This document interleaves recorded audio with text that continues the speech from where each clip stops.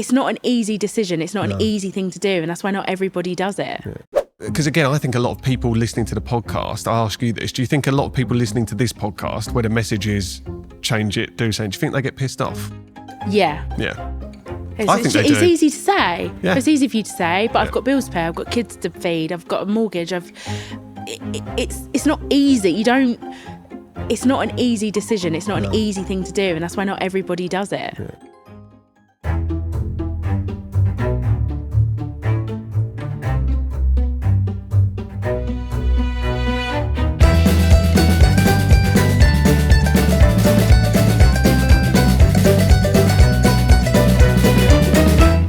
Now I can do the intro. This week's guest is a portrait photographer, mum of two, and the founder of vintage jewellery brand, The Lunar Edit. It's Kelcie John-Lewis. I love having more people here because it's nice. Really good. I like it. Do you remember Carol Smiley was teaching us the silent clap? I did. I saw that. That was good. I mean, we didn't do it then because that would have been shit. That would have been really shit for us. It would have been awful as an experience for you. But anyway, it's a skill. It's lovely to have you in. Thank you so much for saying yes to coming on as well. No, I appreciate you asking me. It's a genuine pleasure. We are going to start with the opening question. Are you ready for this one? I'm ready. You've heard this a few times being asked other people. Okay. When you were younger, what did you want to be when you grew up? So, going right back, I was obsessed with the bill. Oh my God. Do you remember the bill? I remember the bill well, yeah. It would be awkward if I didn't remember the bill at all, wouldn't it? I do remember the bill, yeah. So, a detective was up there. Right. Like a policewoman detective was up there, but through no other reason other than I loved the bill. Okay. And then it quickly flipped to a zookeeper. Okay, yeah. Loved animals. We've had zookeeper vet quite Yeah, often. animals, isn't it, I never guess. detective, I don't think, or police person. Which is hilarious because I don't have the brain cell. I didn't then, I don't now. Don't undersell yourself. I reckon you'd be... No, but you know when you go to an escape room? Yeah. And I'm the person just nodding at everyone's ideas, like, yeah. So not necessarily a leader in those moments. No, You'd like tell to be me what led. to do, okay, yeah. and I'll do it. Yeah. I'm not a leader. Okay, So a detective's hilarious. Okay. But it was purely from the bill. Okay, I love that. I'm trying to remember some of the characters. For some reason, the can't theme remember tune names. came into my head, but I think it's the wrong one, so I'm not going to sing it. But yeah, no, it was Okay. So Zookeeper then came. And did you do anything? Again, you'll know that the reason I asked this is just in case anything ties in. Yeah. I'm assuming... Absolutely not. Nothing. Okay. Absolutely nothing. Yeah. No. But then when I got to school, again, nothing was... When I grow up, I want to be. Okay. It wasn't clicking from there. No. And then I think it was probably secondary school. And I loved, primary school as well. I loved school. I loved school. And I loved writing and writing up stories, and English was my thing. Okay. Maths, I would sit in a lesson and I would cry. Even to this day, it's a running joke with my friends how shit I am at maths. Okay. It's embarrassing. But you found your lane with English. Any particular thing? Was it creative writing? Was it poetry? Creative writing, I loved. Okay. Yeah. So Storytelling, I loved. And then I couldn't pinpoint the time. It was probably like the back end of secondary school, and I wrote this journalist piece, and I was interviewing Kate Moss and Pete Doherty in a cafe, and I did this full-on magazine piece, and I was like, oh my God, I loved that. Like, obviously it was like I didn't interview. I was just going to say, this is a fiction. Yeah, this is totally fiction. You fabricated this interview, but yeah, amazing. It was for, maybe it was like GCSE or something. It was for, when you need to get together, coursework. Okay, yeah. And yeah, I think I've still got it. I was so proud of it. And I really enjoyed the whole process. So I was like, fashion journalism, that then kind of become a bit of a thing. But it never materialised. Like, One of the first questions I was going to ask you, because we talk a lot about people's experience at school, which you've shared that you loved school, which is it's kind of a privilege, isn't it? And people are very fortunate. Yeah, it makes me so sad when people say they hated school or they had a rough time at school. People's experiences are very different, and it can be one event that changes that. It can just be how you handle and cope with being in that environment that isn't built for everyone. That's it. But great that you had a positive experience at school. I was going to ask you about your experience of careers advice at school, because this is something that comes up quite a lot. What did it look like for you at the time? Well, you can't really call it advice, can you? It's literally you're given a list of the hospitality, what's the other ones? Beauty, hairdressing. Is it hospitality is all the travel and tourism. Oh, travel and tourism. That was a popular one. That was the popular one. Or it was the route going up into the city and trying to get a job in an office somewhere. So I was really good at sport. So I loved PE, and English and PE were my thing. And then when it got to, do you remember doing a BTEC sport, BTEC media? No, I don't think I did that. It was kind of like it was alongside your GCSEs. Okay, right. And I struggled enough with my GCSEs, let alone bolting anything on top of that. Yeah. It was an added on thing. Yeah. And I did BTEC sport, and it was all the biology, and I loved that. Okay. So science, chemistry, etc. It's mathematical. It wasn't for me, but the biology side of things I loved. So then kind of physiotherapy kind of cropped up, and that was about it really. If you want to get into sport, physiotherapy. So well, it's that or become a PE teacher as well. Or a PE teacher. That feels like you can go, and this is no shade on PE teachers in case you're watching, but they're your kind of roots. If you like sport, you become a PE teacher, or you go down more of the physiology stuff, which is physiotherapy being. And I remember when, when you have to get a reference for college or university or whatever. So I needed a reference for college, and I was doing a legal secretary. I decided to do a legal secretary course at college. Okay. And my PE teacher, who I loved PE, so not a teacher's pet, but they looked after me. They got you. And her name was Miss Smith, and I asked her to write this reference for legal secretary, and she went, "Kels, what the fuck are you doing?" Yeah. And I went, "No, I want to work in the city. I want to work in an office. I want to wear the pencil skirt." Yeah. And she went, "You're going to hate that. That is not you." Is that what a lot of your friends were doing at the time, or peers, or people around you? Or did you just align that with success? So my thinking was, I didn't know what I wanted to do. Okay. So I thought, instead of doing a regular kind of standard admin college course, step in at the legal secretary. And I think Mia Davis actually said this. I listened to her on the podcast. She said this, which I didn't know, but she did legal secretary as well. And it just felt a bit broader. Right. So kind of get all those strings. It's a bit broader than doing like a basic admin. Yeah, understood. That was my thinking. So that could have been your entry point into a world. Did I want to go into law? Absolutely not. But was it more aligned with the kind of, I don't know, everyone's got a vision and a picture of what that life could look like up in a city, working in an office, being in that world, that you can align with success as well. You can say that looks kind of cool. You romanticise that, but it didn't click. It's hilarious looking back on it, because it's so far removed from me now. Yeah.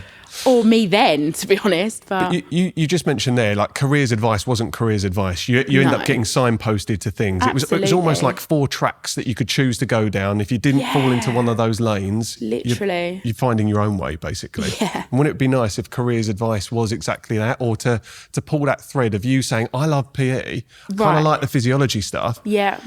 Okay, well, let's nurture you and kind of guide you and support you to go down that particular route. Such a shame. It doesn't, it's not like that, is it? But it's easy in hindsight to say it is a shame, but at the same time, it's led you to what you're doing now, which is a job you love. And that's an incredible thing. So, it's that getting that balance, isn't it, sometimes? But we've both got kids. I think they're similar ages. 10 and 5. Okay, so I've got 5 and 8. Younger. Yeah.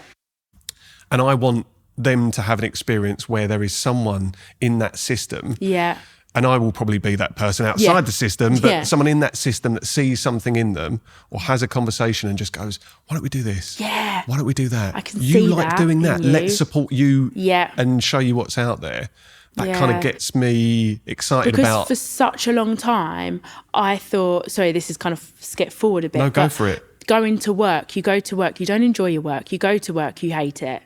You dread Sunday, Monday morning. You live for your weekends. That's just what an adult does. And I thought that for such a long time. Yeah. That was one of my questions, because every guest that comes on, I get to fill out a form. So thank you for doing that. I texted you yesterday to say I loved your form, because it really, some forms you read and they give you something. Your form seemed to just come out of the screen when I was reading it. It's not a page, but come out of the screen. Yeah, I don't know what it was about it, but your personality came out of it. So it's really helpful. Aww. We've met once and we've messaged a few times on Instagram, but it was really nice to kind of feel, just a bit of depth on how you filled that form out. I'm glad it wasn't all fluff. It was brilliant. But you did say that you thought it was a norm to be put on a smile and be thoroughly depressed at work. Yeah, and I was depressed at one point. I was really unhappy. So my question was going to be, what were you seeing around you that made you feel that was normal? I think everyone was just getting on with it. And I can't do that if I'm not happy. It's just, I need to do something about this. And the thing is, looking back, the jobs that I've had have always been like nice, good jobs for the age that I was and, for kind of what I was doing. I'm thinking back specifically on one, which was I worked for IPC Media, which was a huge publishing house. So I worked on, do you remember, probably not because it's a girls' magazine, but Look magazine, I Woman remember and the Home, magazines. I might not have been reading them. In I Style, all saw these, them somewhere. Glossy magazines that you see in the shops and stuff. I was working in the classifieds, so putting together the classified ads and blah, blah, blah. So it was a nice job. Pay, I was bottom of the pay grade, but I was 19 in London in this beautiful building, working on magazines, and I enjoyed it for about a year. And then all of a sudden it was just, I'm in this office and I just felt like the walls were closing in on me. Penned in almost, claustrophobic. It was, and I was really, really unhappy, really unhappy. Well, that's it, because I think, again, this podcast is trying to combat that narrative that you just have to put up with it. Yeah, if you're in a job, if you're in a job that you pay the bills, not even. Sometimes you can feel kind of apathetic about the job that you're doing, like you feel neither which way, and that's okay. Some people can live like that. Some people can do happily. that. So it's not, again. And I kind of envy that. I envy that. Yeah, because I envy that. This podcast is not to make those people then start having doubts. Because if you're happy, stay doing what you're doing. Yeah. That's fine. Or if you're not completely unhappy, you can stay doing what you're doing. But for me, it's for people that are sat there going, is it just normal to feel depressed? Or is it just normal to dread? The dread. To literally try and live for the weekend every time and dread work. Sunday nights used to be the worst time for me. I could from 2:00 in the afternoon on a Sunday. It's your weekend ruined. I would feel it in the pit of my stomach growing that I was miserable. And I'd wake up Monday like this is Groundhog Day all over again. And I can't do that. So this is the podcast is trying to speak to those people that may be feeling like that. Yeah. And showing that, first off, it doesn't have to be that way. No. Some of the advice we give is a little glib sometimes, or might come across as such that you just got to make a change. But sometimes it is as simple as that as well. But that narrative that you just have to be depressed and that's okay. Yeah. Like, that's all right. But it's not. And I remember speaking to a friend about it, and she went, "But Kels, this is it." And I vividly remember her saying, I don't know what do you want? Like, what are you expecting? In what way? What does she mean like that? When she said just this is it? You go to work. All right, this is life. You life. come home. This is life. Like, you pay your bills. Suck it up. Yeah. And it's really, that was years ago, like a long time ago, that friend said that to me. And it's really... It's interesting, like you now, if you could have just zapped into your body at that point and had a conversation with that friend as well, which is like, it doesn't have to be this way. No, it actually doesn't, because this is shit. Yeah. So, but it does seem like, bearing in mind you had this fictional interview with Kate Moss. Who else was it? Pete Doherty, her boyfriend at the time. That was Libertines, wasn't it? Yes. Yes. Okay. So Kate Moss and Pete Doherty having this interview in this cafe that you fabricated. And then thoughts of fashion journalism as well. Yeah. to be working even in a tenuous way on magazines that touched upon fashion. Yeah. From the outside looking in at 19, working in the city on doing something like that, that's a checkbox, isn't it? Yeah. Maybe for you at 15, 16, you might have thought that aligned with success. Definitely. But then you do it and you realise this is not my this definition isn't. of success. No. And again, like I say, like looking back, I'm like, Kels, it weren't that bad. You weren't scrubbing It's toilets. hindsight though, isn't it? But it is hindsight. At the time, I just thought this can't be it. Like getting the train, coming back, it wasn't for me. No. So you have talked about a colourful. I'm trying to think of the phrase. I think you said colourful career history or colourful. Yeah. So there was a few jobs in the mix. What sort of jobs were you doing at that age? So from late teens into the point. I kind of want you just to throw some of the jobs that you're doing to me up to the point that you became. You became a swimming instructor. Yes. So what sort of things were you doing? I started college and I went to college to do media, photography and English, which I thought would be perfect. The college environment wasn't great. The teachers weren't great. And I just found myself disinterested and on those three subjects as well, which were like my interests. And it just went to shit and I dropped out. And then I did the legal secretary. I completed that and we got given work experience and I thought, I'm just not interested.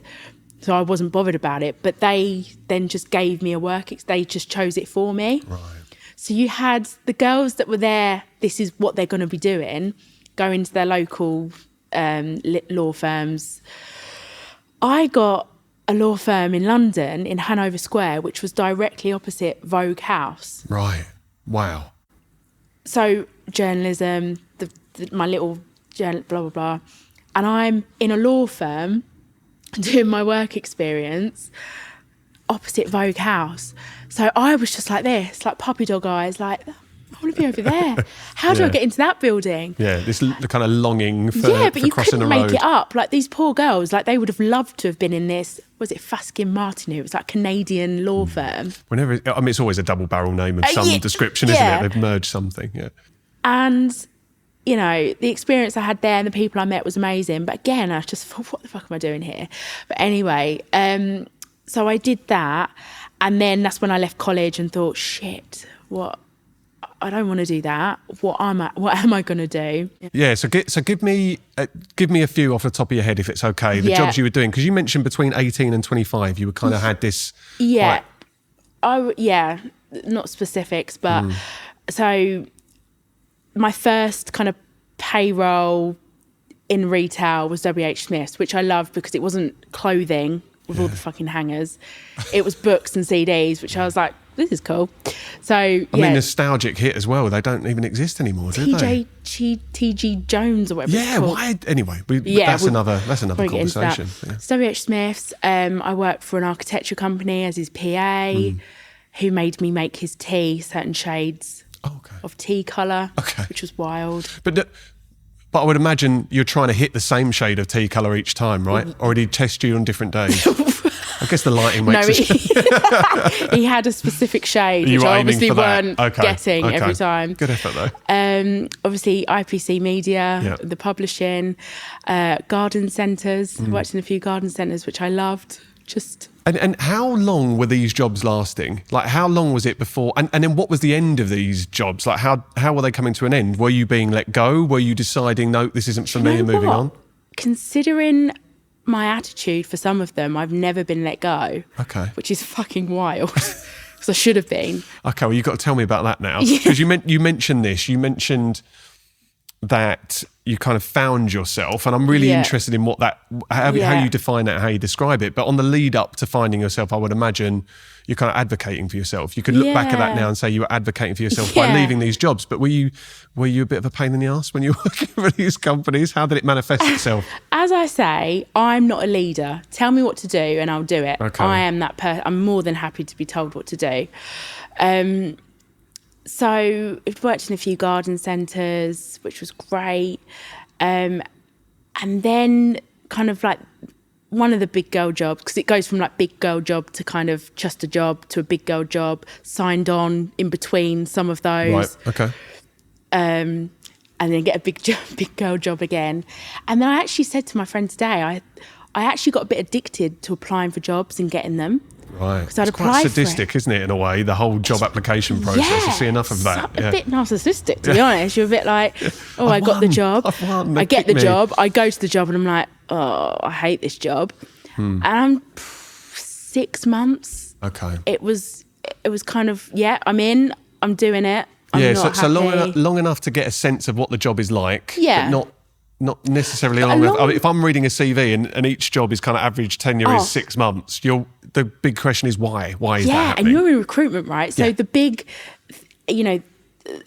what's the rule of thumb is that that bouncing around job to job. It's not a good look. As a rule, it's not a great thing, or it becomes a question mark straight away that people are going to look at because they're going to say, why is this person not Whereas sticking? I see it as all of the skills and the people and the networking I built along the way, I wouldn't change for anything. Okay, that's good. And it's you making these decisions to leave, though. Yeah. But can you pinpoint what wasn't sticking? Yeah. So being in an office, I felt this isn't for me. Yeah.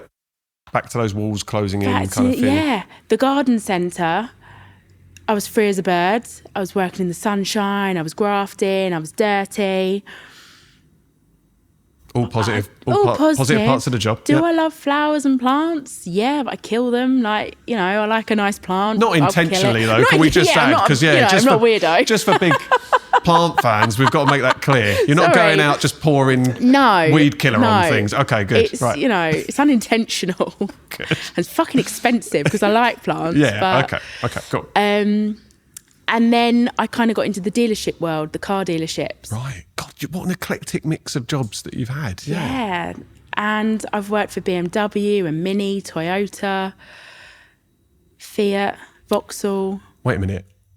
All in separate jobs in that world. Okay, yeah, you had a few jobs. I need to see your CV. I do actually need to see your CV at some point. I feel like we're going to stick that on one of the slides we put on Instagram so people can see how many pages it is. Absolutely ridiculous. So as I say, it got to a point where my friend would be like, so where are you working now? Right. Where are you working today? Because I've had enough of this. I'm going to move on. But the car dealership world was funny because I enjoyed that world.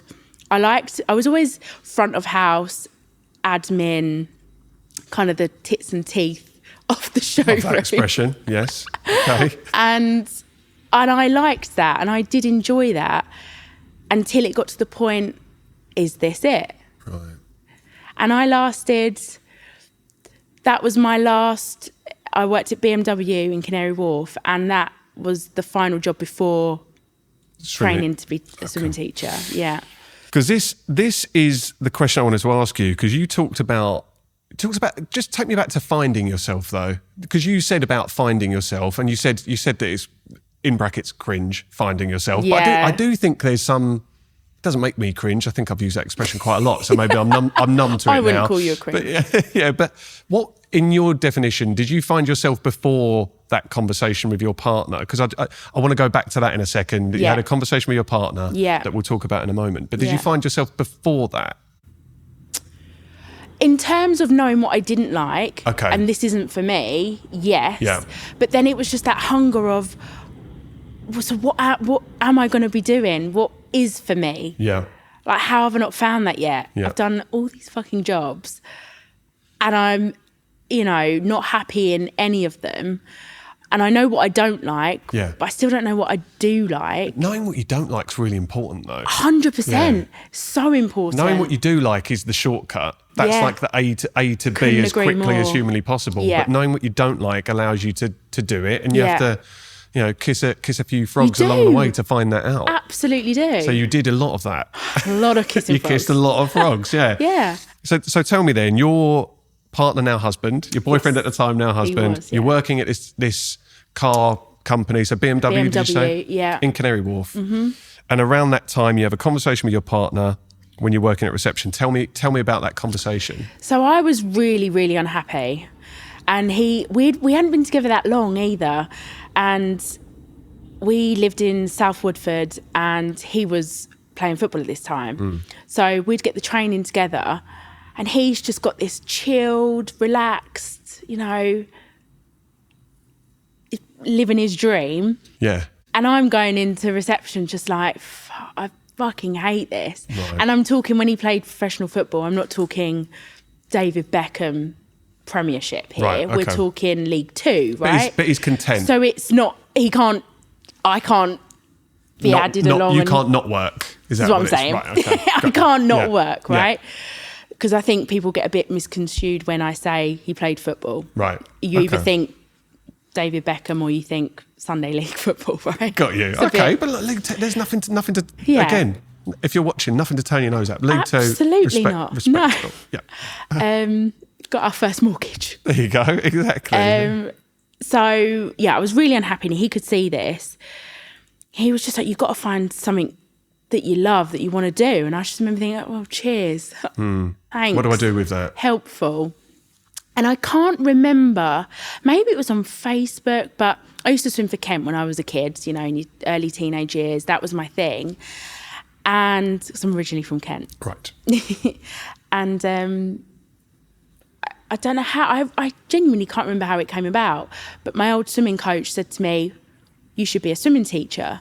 And she'd mentioned it a few times, but I want to be a legal secretary, that route, uptown. You sounded pretty shut off from the whole leaning into the kind of the fact that you were good at sport and you had this vision of working in the city and everything. Yeah, like that kind of the door kept coming down on that really avenue. Strange. And kind of a bit of a sidetrack, but my dad is heavily into sport. Okay. So he was very much like, this is your route. Right. I'm just like, no. So and was that part of the reason, again, a little bit of resistance? I don't know. Maybe not thought about that before, but maybe again, when your parents are kind of saying... My therapist probably would say. Yeah, there you go. Maybe. But, you know, my dad's done he did well at his thing. So... Can I ask what your dad did? What his sport was? Or what was he doing? My dad was professional boxer. Oh, wow. And now he's a professional boxing referee. Right, so, amazing. Okay. So like, in the blood, I would imagine, again, in boxing as well, you live that. You can't do anything other than live that world. No, so he was, you know, swimming was your thing, like sport, be the best, all that kind of stuff. Maybe a bit of resistance to that, I reckon. Yeah, maybe. Subconsciously or otherwise.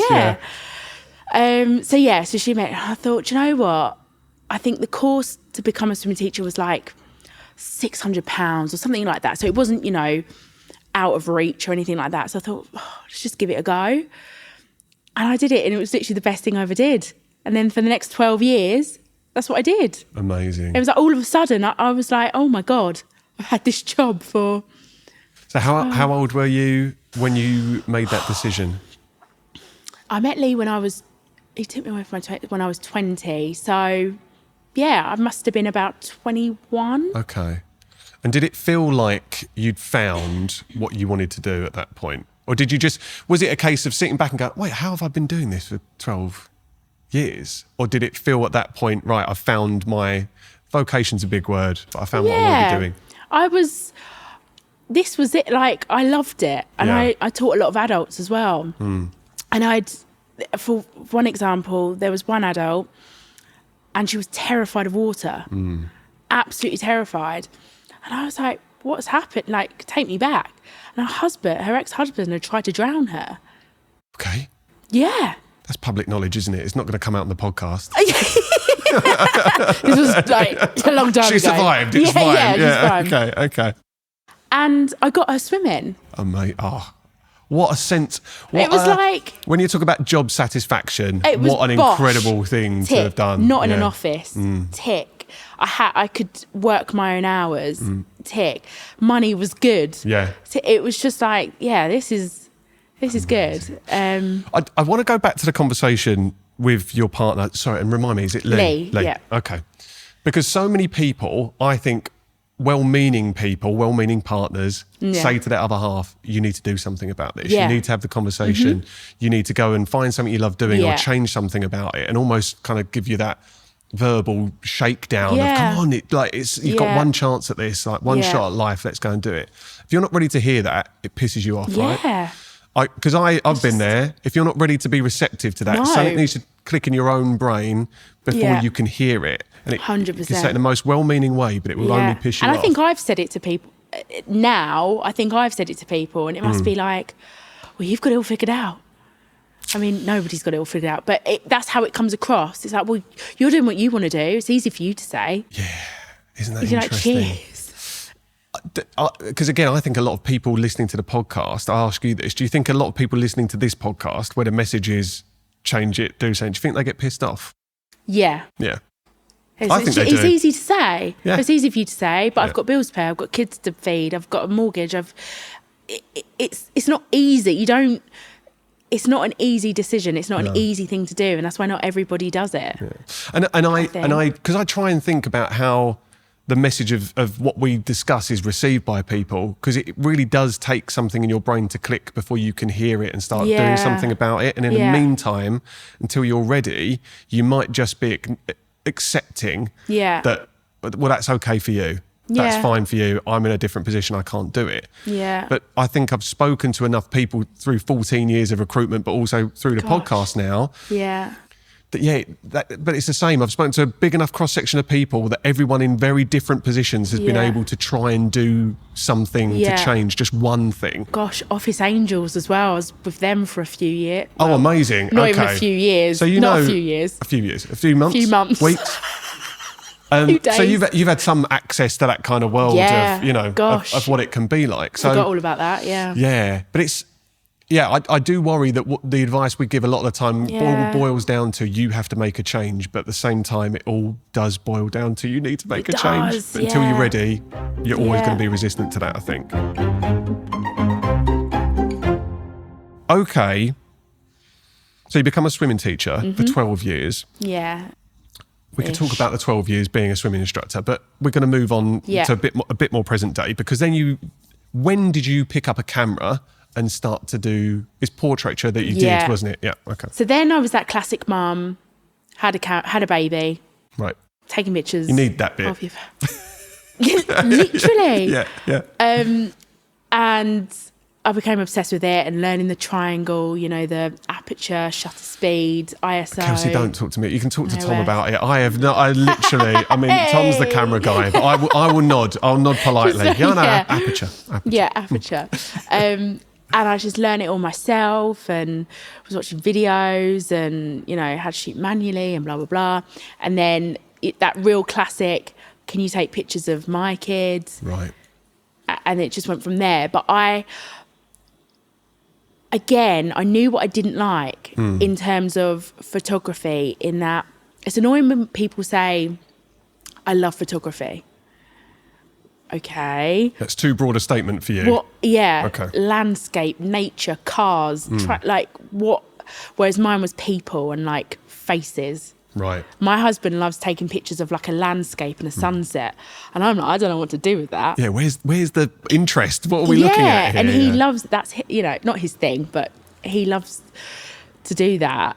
Whereas give me a face and a person, and I love it. Yeah. So I slipped into a world of family portraiture, but I didn't want it to be fluffy family portraiture. I really found my kind of style, my signature, I guess, in that it was quite moody and black and white. It had an aesthetic to it. Is this where you came into Mia's orbit? So Mia Davies, who's been on previously. So I get the impression that you know each other, but maybe just fans of each other's work. So there's the three of us. There's me, Amy Whittingham, who's this way as well. Okay.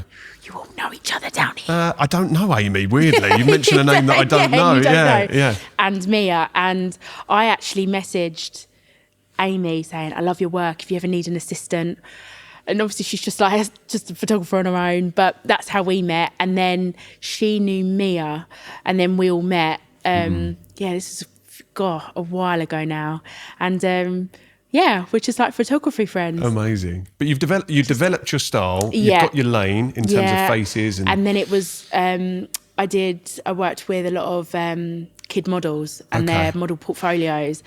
And I just loved it. Were you still doing swimming instructing at the time? Yeah. Okay. So I was juggling the two. I say juggling, I was working like a few hours swimming teaching, and then I would do like a weekend of shooting. You just work it around yourself. But that's the joy of being self-employed, right? You can balance like that, and especially being a new mum. Yeah, you've got all these multiple plates to spin, multiple variables. When it's all on your own time, there's pros and cons to that. But ultimately, it's the autonomy is with you, isn't it? You get to choose. And then I messaged. So I'm on Instagram, kind of in this algorithm of photography. And I messaged this guy called Sam Riley. And it was all because lighting really, I just couldn't get my head around lighting and how important lighting is for video, for photography. I just don't get it. I want the setup to be perfect, but actually if the lighting's perfect, the setup's perfect. Right. You need the lighting.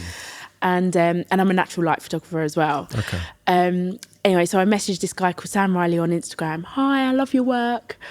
I'm really struggling with understanding lighting. I don't know if you could help. Just really quite ballsy, to be honest. Like, can you help? Any advice? And I ended up working with him for like 4 or 5 years. Wow. And we worked with Love Island, OK Magazine. We worked on NME, we shot news. Oh my goodness. We had the most incredible time, but it was because I messaged him like, hi. Did you have any inclination or could you imagine that he was going to message you back? And then could you imagine that was ever going to lead to 4 years of collaborating? Ever. Like, no way. He could have just been like, thanks so much. Yeah. Bye. Yeah. Or not. Or just completely, just ghost you. Yeah, absolutely. And he was like, oh, here's a few tips. He said, actually, I've got a shoot, shooting one of the Love Island girls actually for a calendar. Do you want to come and assist?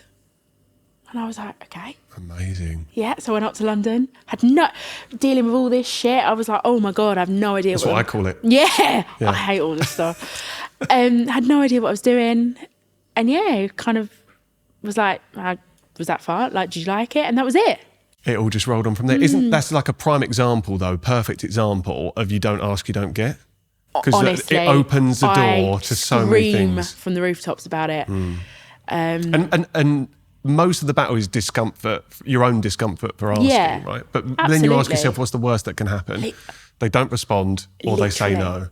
Or if they think you're an arsehole for asking, you never have to see them again. So that's okay. It's like a fleeting moment. You might cringe for 10 minutes and then you're over it. But I cannot shout about that enough. Just and even with Mia and Amy, like they were my wedding photographers. Like they're like really good friends of mine. Yeah.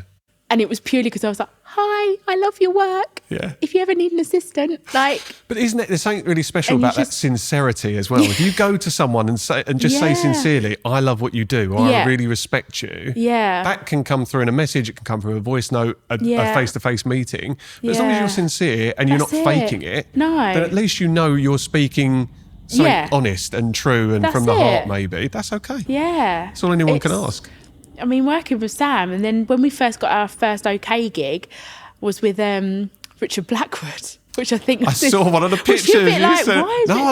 Richard Blackwood growing up, because that was like, he was at his prime when I was, I don't know, like teens. Yeah. It was pre-EastEnders days. Way before EastEnders, yeah.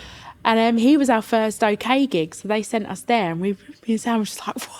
Wow, that's mad, isn't it? This is so cool. So again, going back to 15, 16-year-old GCSEs, looking at that news piece that you were doing, that journalism piece, and now you are working with OK Magazine and NME. So now at this point, swimming I'm kind of on the books if you need cover. Okay. Because again, my heart was still there, but I was like, more of my heart's in there. That's a very different position that we were in for the best part of 7-8 years, where you weren't finding any of that. You were getting no purpose, no meaning. Maybe you were at points, but you weren't connecting with the jobs you were doing. To then over a decade doing one job, Yeah. and now your heart's being tugged Literally, yeah. to go and do another thing. But it's Yeah. playing to these strengths that you've got and talents, which the Yeah. other jobs weren't Absolutely doing. not. And The environment plays such a big part, doesn't it? Yeah, You're out the massively. office now, you're out the garden centre, and it's working for you. Yeah. Yeah. Yeah. And yeah, portrait photography does have my heart. So when did you draw the line under swimming then? I guess the swimming instructor and your ability to swim is always there, isn't it? You don't lose and do you know that. what I say? If everything goes to shit, That's your fallback. that's what I'll go back to. Yeah. Which is nice. Which Lovely is- position to be yeah. in. So yeah, that's a nice thing to have. But you've drawn a line under that from a money-making endeavour now. Yes. So how long ago was that? Gosh. Did you then go full-time portraiture with the photography? Yep. So then I did Okay. go full time with photography. But it is another change. Yeah. 12 years this time, but it's another change Yeah. into photography. Let's go. Yeah, okay. So then there's another change. Yeah. So people say it coincides with having a baby. Okay. I have a baby and then I'm like, I'm going to be a photographer. And then I had Luna, Right. and then the Luna edit was born. So the next question I was going to be what the catalyst was for the Lunar Yeah. edit. So a lot of people ask me this, and I'm always interested because it all makes no sense. We'll try and make it make sense. We'll try and do a I'd job like of it. to Go on. try and so we obviously live in a little village, and there's a jeweller's, and from the outside I just had never had any interest of going in there. And then my friend one day was like, I've got some gold, I'm going to see if the jeweller can give me some money for it. Do you want to go for a coffee afterwards? So I was like, yeah, cool, whatever. And sorry, so just rewind a little bit. Please do, yeah. When I was pregnant with Luna, I come across another jewellery brand, vintage jewellery brand, and she just sells rings, vintage rings. She's got this beautiful, fresh brand on these vintage rings that this shop would sell, but with a fresh marketing. Understood, yeah. And I was obsessed with this ruby and diamond ring. It was antique, it was stunning, and I was like, Lee, I love this ring. Link, I love this ring. Anyway, it sold out and I was gutted. I was like, oh, okay, whatever. Anyway, I had Luna, and Lee was the one who bought me this ring. Okay. Brownie Ruby. points for Lee. He got it, and What he a had kept it for a touch. few months. So yeah. So then this like vintage jewellery kind of seed was planted from this ruby ring. Right. So then fast forward to my friend asking me to go to the shop for the gold. I was like, yep, cool. So we go in, and I was like, oh my God. It was like a treasure trove Yeah. of just stunning, beautiful, vintage, secondhand, antique jewellery. And I just fell in love. And I was the owner of the shop. I was like, so how do you know if it's antique? How do you know if it's vintage? What's this called? What's this gemstone called? And I was just completely obsessed. And we left there, and I said to my husband, what about if, because he's not interested in marketing and websites and Instagram and social media, he's almost wanting to shut down Right. on the shop, kind of, he's coming towards the end of the shop, not life.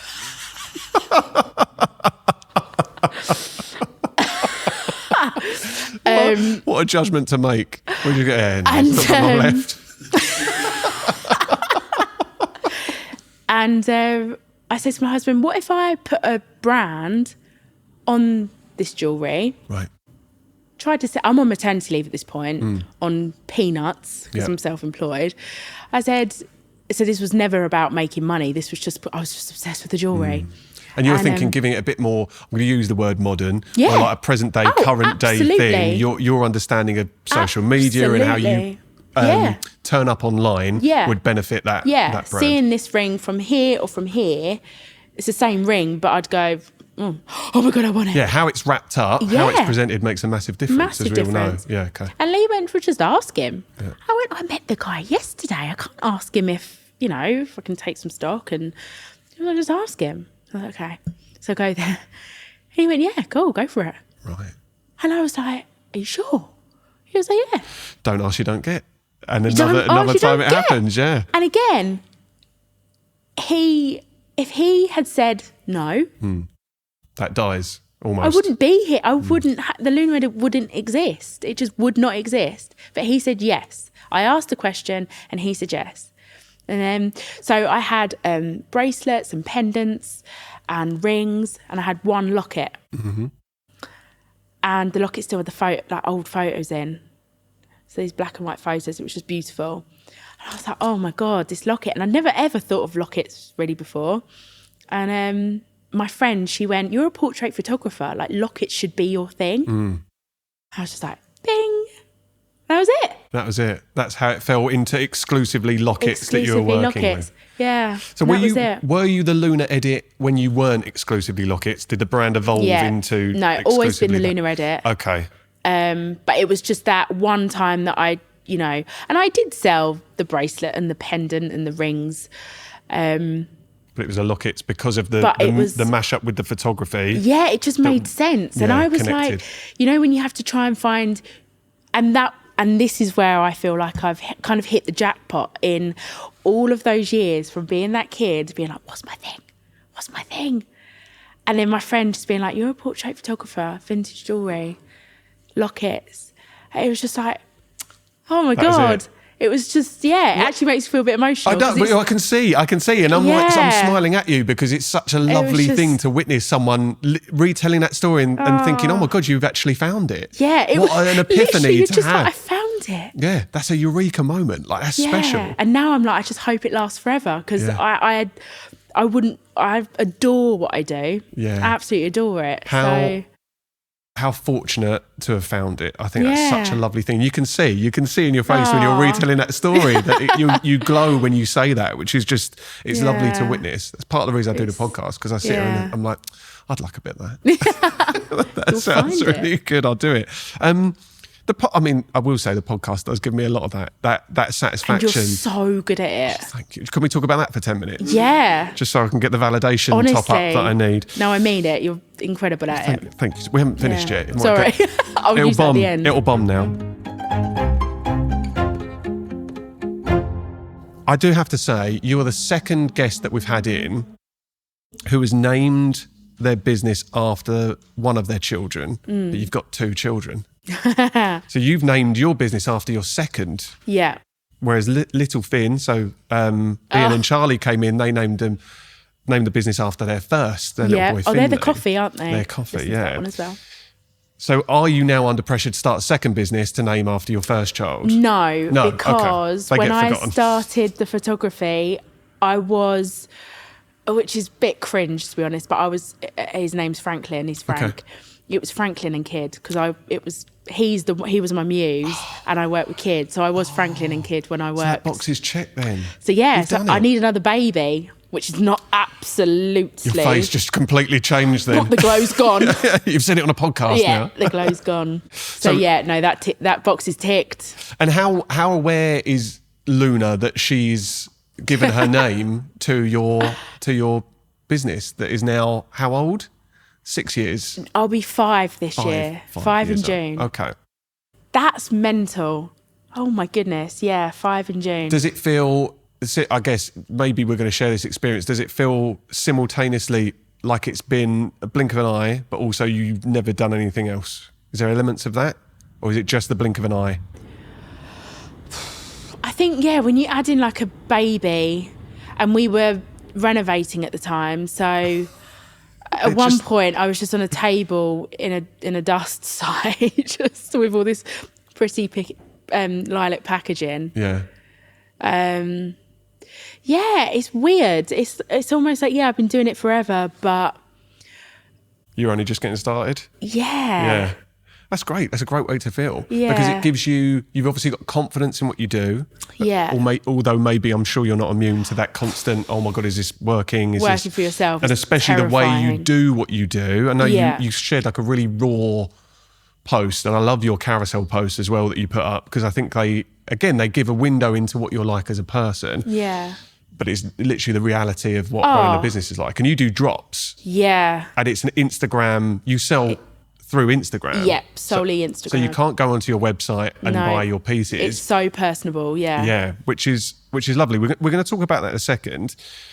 You've already kind of gone through why the exclusivity with lockets, and it's because of that connection to pictures that you find along the way. What is the selection process? Like, what do you, don't give all your secrets away, and you don't have to tell us where you source them, but what makes a locket something that you want to purchase?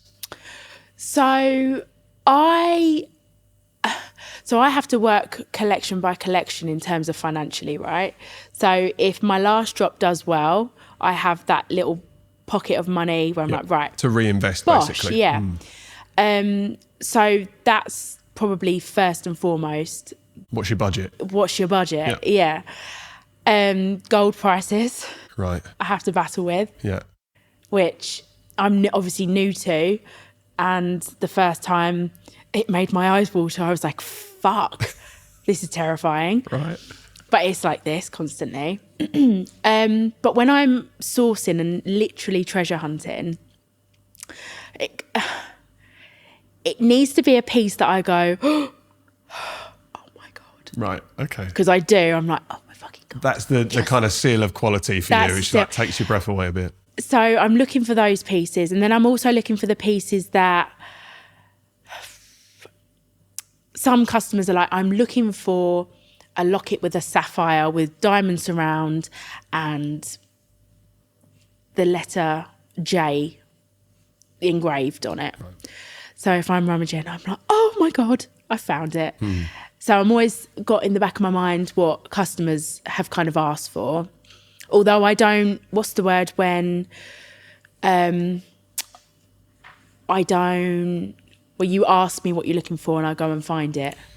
Commission or brief or... Yeah, if you were saying you were looking for X, I wouldn't then go and find it for you. Understood. But if you come across okay. Because the chances of me coming across it, if I do, that's incredible. Yeah, understood. So I but don't again, it's like buy a lottery ticket on the same day. If we come across something as niche as sapphire, J engraved, all of the things like that. For example. Okay, but also like quality, condition. If I've got a piece that's quite simple, but the condition's great, then lovely.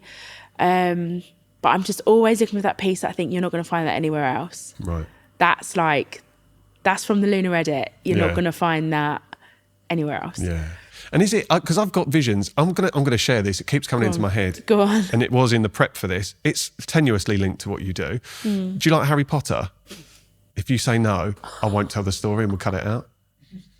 Don't do this to me. Don't say you've never watched the film. And I bet you thought because of Luna as well, didn't you? I didn't even make that Luna connection. In Harry Potter? But you were going to say you don't like. Is there Luna in Harry Potter? No. Apparently, because everyone said you're Harry Potter fans. Can't share this anecdote. I don't not like. Luna Lovegood. There we go. You guys like Harry Potter. I don't not like it. No, shit. No, shit. I'm still going to share it because other people might resonate with this. I don't not like it. There's a scene in Harry Potter. This is shit. In Gringotts Bank. Where? Oh, with all the noses? You know. And then they go, I think it's one of the later films, they go in and then basically all the gold and the trinkets start replicating because there's a curse on it. You know this bit. Vaguely. We're just going to basically cut a bit of you nodding at another section and that's going to work really well.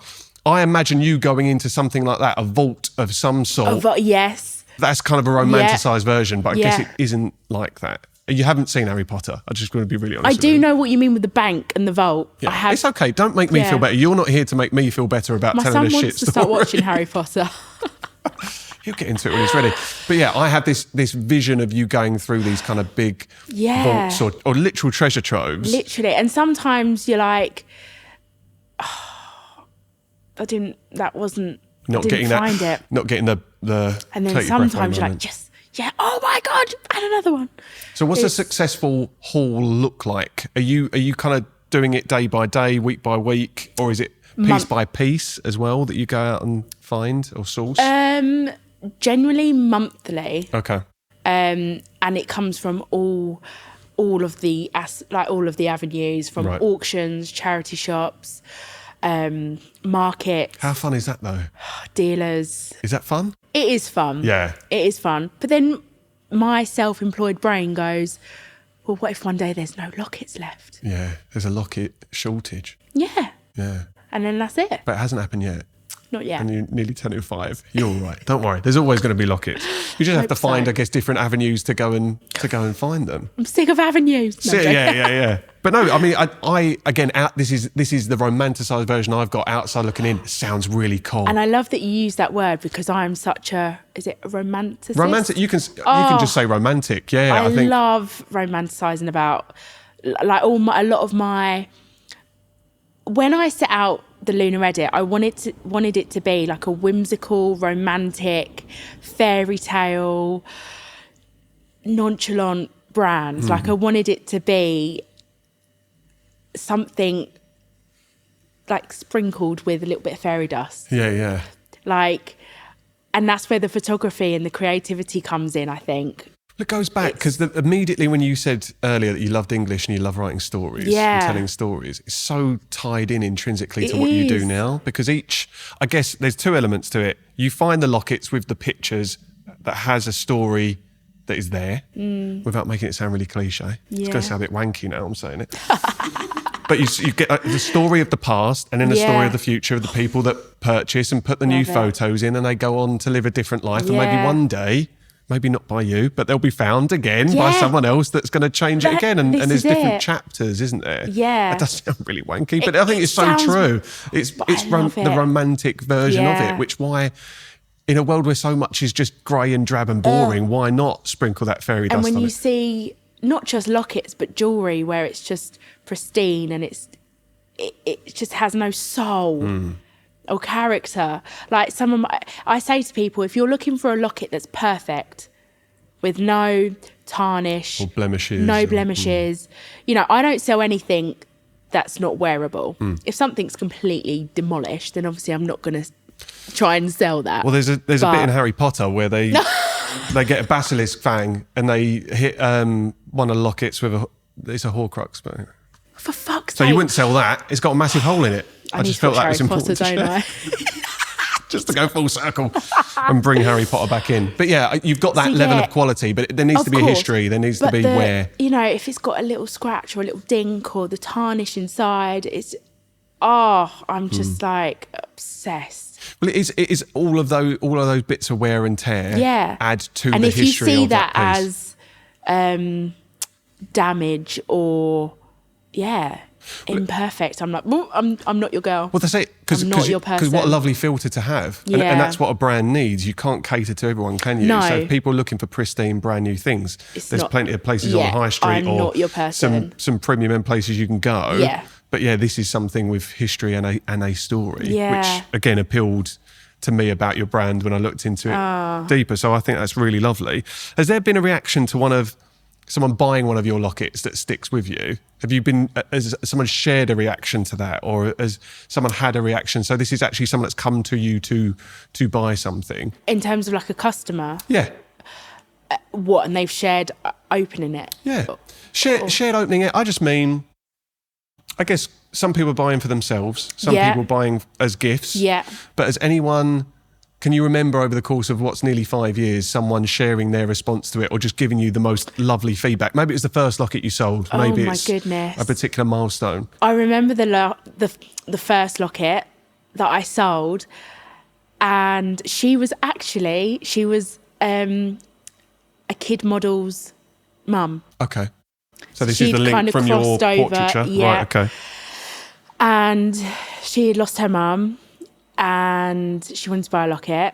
So she bought this beautiful locket and she was like, can you fit photos into it? Because I didn't offer that. Oh, right. This came later. And it was Danielle. Her name's Danielle.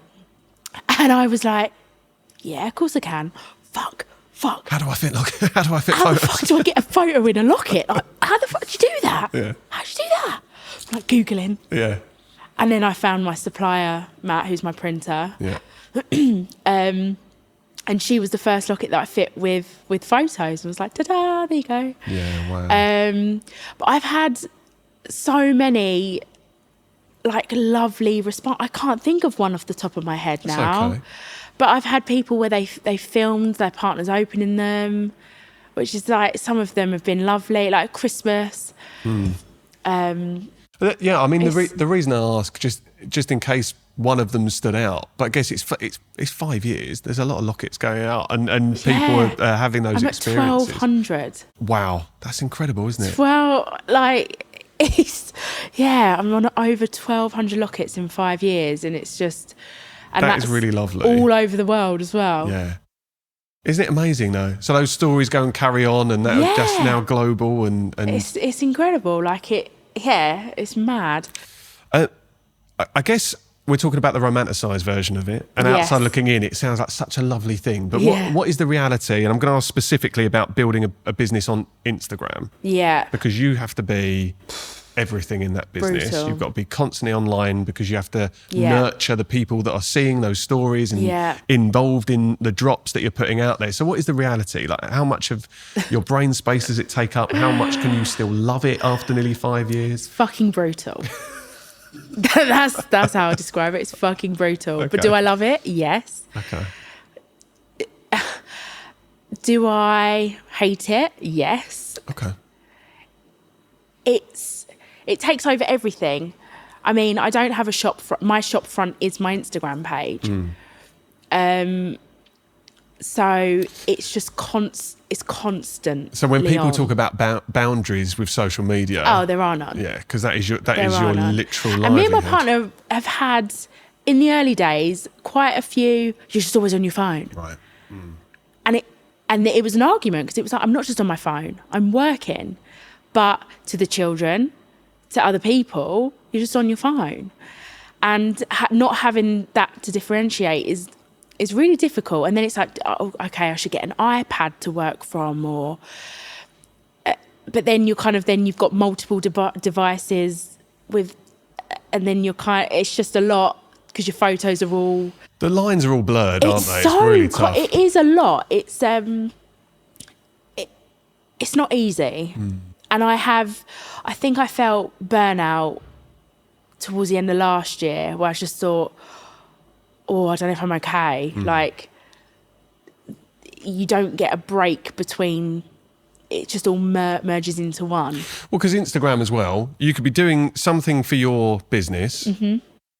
And I know what I'm like. I'm on there for the podcast. Yeah. I'm on LinkedIn for my recruitment business. Yeah. And then all of a sudden, my thumb is working with a mind of its own, and I'm subconsciously going, scrolling. Oh my God. And now I'm doom scrolling for 20 minutes. And I've got my partner, Sophie, rightly so. Or now my kids, who can completely articulate. My eldest will literally say, why are we all on our devices?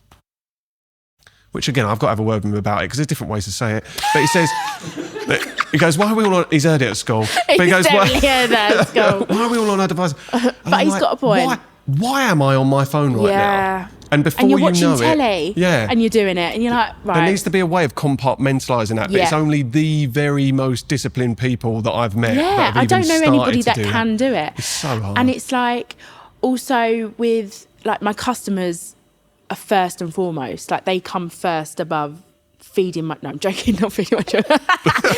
They the livelihood of my kids. Yeah, they come first, and if they message, I'm there. But also, I've got to remember that I'm not Amazon. They know that I'm a one-man band with a family. Which is why they're connecting with you in the first place. I would like to think that they would understand, actually, she's not going to reply within the first 20 minutes of me messaging. Like, when I started my recruitment agency, I tied up so much of the reason I was being successful with the fact that I would reply to a text or an email at 11 o'clock at night. I get that. I've learned not to do that now, because that does encroach too much. I have got at least those boundaries. Yeah. I couldn't tell you what time I stopped replying to emails, but it's not, I now think there is no way that person is expecting that. Yeah. And if I don't reply until 8 o'clock, 9 o'clock the next day, the world isn't going to end. Literally. Yeah. So there's work, but that comes with time, and that comes with the confidence. And confidence. 100%. Because I'm like, they're going to go somewhere else. Yeah. Or they'll never come back again. Or this time, their phone will break and they'll never see the response or whatever it is. So I have to get them in the moment. Yeah. But that is something that I think you can get better with time. And you just can't keep up with it. Yeah. I think, I do want to ask, because I think it's so important, and I think people will be interested, and maybe they'll feel better hearing the answer. How do you juggle it all? Because you're running this business with a 10 and a 5-year-old. You might know. You might not know the answer. You might not have an answer. You might just go. I don't think there is an answer, and I probably have lost a couple of friendships along the way, in terms of not lost them because we've fallen out, but because I've just not made the time. And obviously it's a two-way street, but that's prioritising how you spend your time, though, isn't it? Yeah. Do you think that's more? I just think being a wife, being a mother, being a friend, being a business, like being all of these people, and my little squirrel brain, sometimes I'm just, like my friend, for example, went to an event she didn't want to go to with the kids and with these people that she's not really friends with, but she felt like she had to go, and she went, and I was like, please don't do that again. Yeah. Like, don't do something that you don't want to do. Like, I am very aware of that, and I think it's a downside of mine, because if I'm not happy, you'll know about that's all it, a matter of perspective, isn't it? I think it's a really good lesson for you to have learned. I think that's a really important lesson for you to learn. But again, there'll be people who listen to what you just said. I am nodding along. I'm like, I do that. I go to shit that I don't want to do. Yeah. And like, it's just completely honestly, not for me. Yeah. And I'm doing it even though in my gut, I'm like, I don't want to be doing this. This is not how I'm intentionally, if I had chosen how to intentionally spend my time, this is not it. And life is short, time is finite, and I'm spending it here in this shitty field looking at animals with people that I don't necessarily like. But there'll be other people that listen to that and think, am I the people that go around asking this of other people as well? And that's okay. I think all you're doing is an element of prioritising and pruning. Like, you've only got so many things you can do, so you prune the things that aren't important or don't mean as much. And that's a lovely position to be in. And then when you get to your weekends and you've got kids football, which I love. I love watching my son play football. It's one of my favourite things. A lot of people don't. Yeah. And they would be in that mindset. They're like, why am I stood on this fucking pitch and I don't want to do it? Yeah. But it's great. I think like when I had, I hope you don't mind me naming you Rob, but when Rob came on for his conversation, he was talking about living intentionally and living in a way that works for him. Yeah. And it's just being conscious of what works for you, what doesn't, and spend your time accordingly. I think it can come across in the wrong way sometimes. But for fuck's sake, I've only got so much energy. Exactly. You're only here once as well. And I think your family and your business and friends, obviously. Yeah. But the friends that are supposed to be in your life get it, and the friends that don't, it's the filter, I think isn't that's it? the important part, Right. Swimming instructor, portrait photographer, some other jobs at the start as well. Jewellery brand. Do you think there's another chapter in you? Yeah. You do? But with the lunar edit. Ah, okay. Yeah. Is that because something's brewing? There is something really, really, really brewing. Okay. But you're not going to share it on the podcast? And I feel like it's a bit premature to share it on the podcast. No pressure. I'm not going to twist your arm. Okay. But that's exciting though. But the fact that I've said that is another knock for me to be like, you have to do it. Okay. You've committed now. People are going to hear that and they're going to ask you. Yeah. Yeah. Yeah. Yeah. Lock it in, Tom. We're not editing that out. No, I think it's amazing. But that's great to know that there's something in the works and brewing, and that's, fingers crossed. Okay, that's really lovely. I'm going to ask you for some advice. Go on. But in this one, it's going to be the advice you'd give yourself. So what advice would you give now to the 16, 17-year-old you? The one that didn't have a clue what they wanted to be when they grew up? Just keep asking the questions. Like, just put yourself out there and stay curious, I think. In that, like with Sam, as a prime example, it's kind of like if I hadn't have messaged to say, hi, I need advice. He didn't know me from Adam, like, just a random DM. And actually, there's another one. So before Sam, do you remember Rijkaard from Love Island? Yes. From like series 2, I think, like going way back. Followed him on Instagram. He put out a story I'm looking for a photographer, a sports photographer. Can anyone? I messaged.